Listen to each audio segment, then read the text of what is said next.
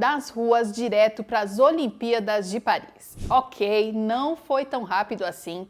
Desde que o breaking nasceu na periferia de Nova York até se tornar a mais nova modalidade olímpica, foram 50 anos de história. Mas antes de acompanhar os b-boys e as b-girls em ação, que é como são chamados os dançarinos de breaking, a gente convocou 2 representantes do movimento para contar um pouco da história dessa dança de rua que faz parte do movimento hip hop. E eles também vão explicar como foi a chegada do breaking aqui no Brasil, falar sobre o treinamento para a prática e contar quais são os principais elementos dessa dança. Para começar, a big girl Thaisinha explica pra gente que apesar de também ser conhecido como breakdance, o nome correto é breaking e ele faz parte dos fundamentos do hip hop.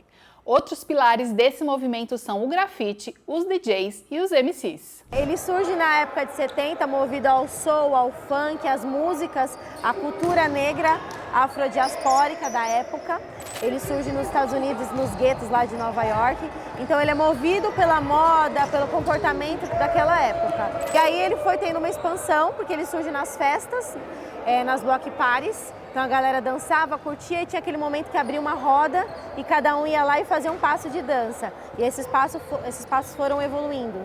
Com essa expansão, o breaking correu o mundo e também chegou aqui no Brasil em 1984. A chegada da dança no país foi por meio de filmes e reportagens, e a Thaisinha conta uma história bem curiosa sobre esse começo.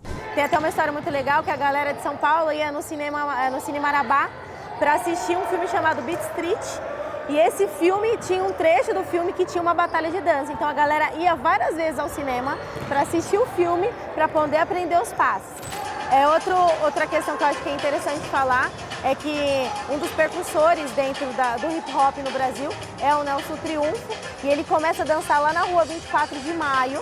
A gente tem o berço que é a São Bento, mas ele começa também ali na 24 de maio fazendo passos de soul funk.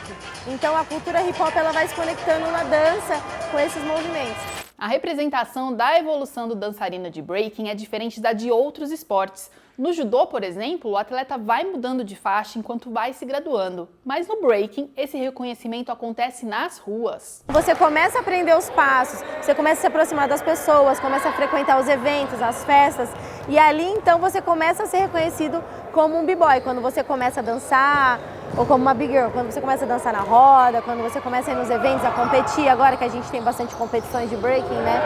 Então é nesse momento que acontece de forma orgânica, a sua presença nos espaços, a sua dança, e você é considerado um b-boy ou uma big girl. Tá, mas e se eu quiser me tornar uma big girl agora? Quais os passos básicos que eu preciso aprender? Falando de dança, é o famoso feijão com arroz. É importante a gente entender como funciona o nosso cartão de visita, que nós chamamos de Top Rock. Temos os Going Downs, que são as descidas, temos os Footworks e os Freezes. E também temos os Spin Moves, que também são chamados de Power Moves, né? São os movimentos de acrobacia, que são aqueles que enchem os olhos quando as pessoas estão dançando. Mas você fazer esses outros 4 elementos iniciais é muito importante, porque é uma dança, né? Então é onde você se expressa, onde você constrói, onde você coloca as suas ideias, traz a sua personalidade para a dança, né? E para quem acha que para se tornar um breaker é só chegar fazendo alguns saltos e passinhos, se engana e muito. Existe toda uma preparação física e mental para a prática que pode envolver treinos de musculação, exercícios funcionais, movimentos de flexibilidade e até yoga e meditação. A preparação ela vai muito de encontro com o que a breaker faz, sabe? Porque aí a gente consegue construir, né, mecanismos, caminhos, aos quais vão ser efetivos para essa pessoa, né? Quando a gente está performando ali no momento, nós temos algumas situações que não tem no treino. No treino a gente treina, a gente vai suar, a gente vai pensar o como, mecanismos, caminhos para a gente poder construir, né, uma dança cada vez mais plástica, mais bonita, mais bem feita, mais pontual. Agora na battle, a gente traz outras questões ambientais. Tem pessoas te olhando, tem uma pressão de você estar numa competição, né? e a energia, a sinergia do momento também. E nas batalhas, gente, não é só chegar mostrando tudo que você sabe, como acontece, por exemplo, na ginástica olímpica. Tem que lidar com as provocações dos concorrentes e estar muito bem preparado para o caso de a outra pessoa querer usar o tempo do seu round como estratégia. Isso porque enquanto um dança, o outro descansa e a performance já tem um tempo relativamente curto que dura de 30 segundos a 1 minuto. Ele vê que você está um pouco mais hiperventilando, aí o que ele pode fazer? Ele pode fazer uma sessão menor, ele viu que você não recuperou ainda, e aí você vai ter que gastar mais energia para responder essa segunda entrada dele, por exemplo. Bom, e como em qualquer movimento cultural, o breaking também tem sua conexão com a moda, e os dançarinos levam isso bem a sério. E a roupa ela tem que ser leve, tem que ser confortável, então a roupa é uma característica muito importante para o dançarino de breaking, né?